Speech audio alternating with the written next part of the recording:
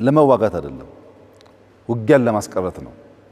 ትናንሽ አቅም ይዘው ለሚሰቱ ኃይሎች ብዙ ጊዜ እንዲያስቡ ለማስቻል ነው። ውጊያን ለማስቀረት ዲተር ለማድረግ ከፍተኛ አቅም ስላለው ነው።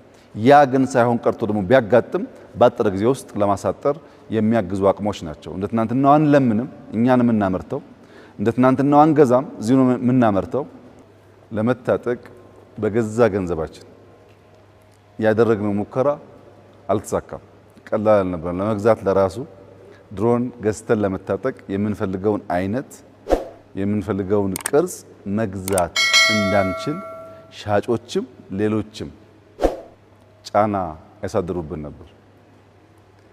በኋላ ተሳክቶልን ድሮን ገዝተን መታጠቅ ስንችል አጠቃቀሙ በፈለግነው ልክ ኦፕሬት ማድረጉ በራሱ ፈተና ነበር። ዛሬ በዚህ ልክ ስማርት ሴንሰር ያላቸው በኤአይ ታገዙ ለሪኮነሰንስ ስራ ለማጥቃት የሚውሉ ሱሳይድ ድሮንን ጨምሮ በኢትዮጵያ ውስጥ በዚህ ልክ ተመርቶ ማየት ለእንደኛ አይነት ህልመኛ ግለሰቦች በጣም አስደማሚ ውጤት ነው። ትናንት ነው ድሮን መታጠቅ አለብን፣ ድሮን ያስፈልገናል፣ ዘመን ተቀይሯል፣ ውጊያው ተቀይሯል ያልነው ትናንት ነው። በዚህ ባጭር ጊዜ ውስጥ ስለ ድሮን ኮንሰፕት ከመገንዘብ ታልፎ በሀገር ልጆች በወጣት ልጆች በዚህ ልክ ማምረት መቻላችን በእጅጉ የሚያኮራ የሚያስደስት ነገር ነው። ለማንኛውም ኢትዮጵያዊ ለማንኛውም አፍሪካዊ ይህንን አቅም ይህንን ብቃት ማየት ትልቅ ኩራት እንዲሰማን የሚያደርግ ጉዳይ ነው። በተለይ ደግሞ ለኛ ለኢትዮጵያውያን በአንደኛው የጣሊያን ወረራ አባቶች ያላቸውን ይዘው ተመው ድል ካስመዘገቡ በኋላ ለሁለተኛው የጣሊያን ወረራ አለመዘጋጀት ያስከተለብንን ጣጣ በታሪክ በጽሁፍ በንግግር ብቻ ሳይሆን ከአባቶቻችን እየሰማን በእኛው ኢትዮጵያውያን ላይ በደረሰው መከራ እናውቀዋለን። ለዚያም ሲባል አባቶቻችን አንድ ነገር ብለው ነበር። ጦር አይመጣም ሲሉት ይመጣል ድንገት፣ ደና ጎበዝ መርጠው ካልቆዩት። ይህ ማለት መዘጋጀት ካልቻል ጦርነት በማንኛውም ጊዜ ሊያጋጥምና ሀገር ሊያፈርስ ይችላል። ጦርነት ለማስቀረት በቂ ዝግጅት ያስፈልጋል። ጦርነት አሳጥሮ ለመጨረስም በቂ ዝግጅት ያስፈልጋል የሚለውን መልእክት ያስተላልፋል እና ዛሬ ያየነው አቅም ያለን ኃይል የሚያባዛ ነው።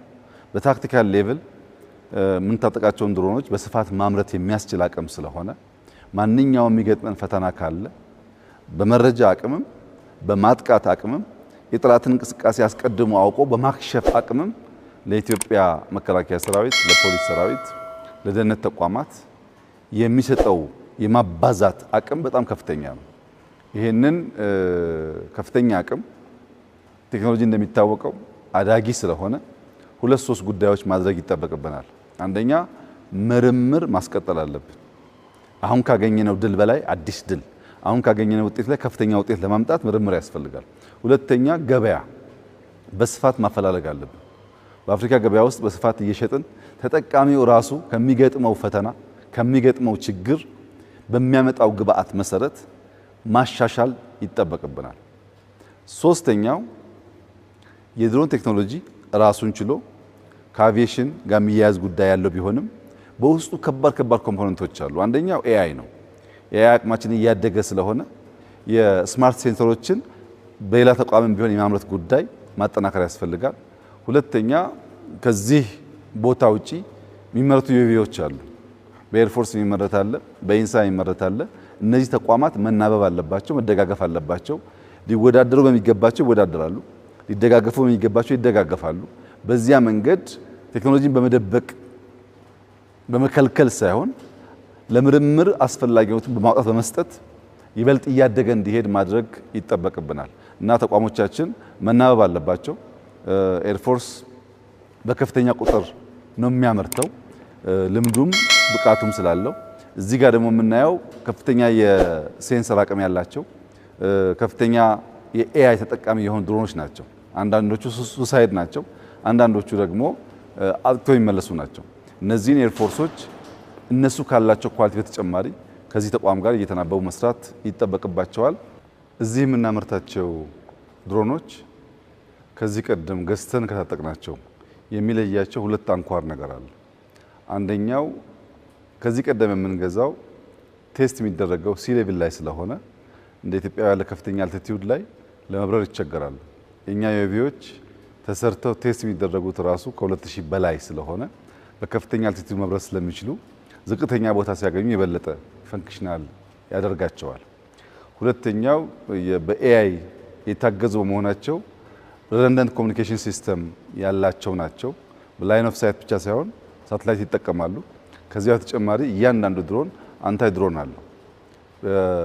አንታይ ድሮን ጃመር የሚወድቁ ጃመሮች አይደሉም።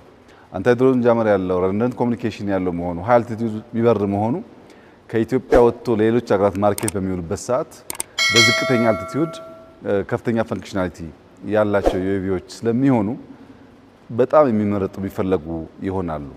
ከውጭ የምናመጣቸው በሀገራቸው ቴስት ሲደረጉ የሚሰሩ ቢሆንም በእኛ አልቲቲዩድ ላይ ለመስራት የሚቸገሩ ናቸው እና የኛ ሞር ለኛ አካባቢ ኦፕሬሽን ይበልጥ የተመቸ ሆኖ የተዘጋጀ ነው። ከዚህ አንጻር የኤአይ ሚና ከፍተኛ ስለነበረ እነሱንም ማመስገን ተገቢ ይሆናል። እጅግ አድርገን እናመሰግናለን። ምርምሩ መቀጠል አለበት። እያሻሻልን እያላቀን መሄድ አለብን።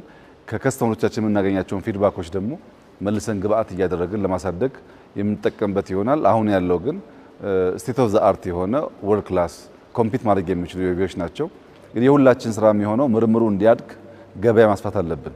በሰፋፊ ገበያ እያገኘን ማናውጣው ከሆነ በጣም ሰፊ ምርት ስላለን እንቸገራለን እና ገበያ ማፈላለግ እኛም የዓለም የድሮን ገበያን መሻማት ይኖርብናል። ይሄ በእኛ ስትራቴጂ በግልጽ የተቀመጠ ነው እና ይህ ስራ አሁን ጀምሮ ይበልጥ ውጤታማ እየሆነ እንዲሄድ ሁላችን በርብርብ የምንሰራ ይሆናል። አሁን ያየነው አቅም በጣም ያስደምማል። መከላከያ ኦሜቾ አምኒሽን ለነዚህ ዩኤቪዎች የሚሆኑ ቦምቦች፣ መሳሪያዎች ያመርታል።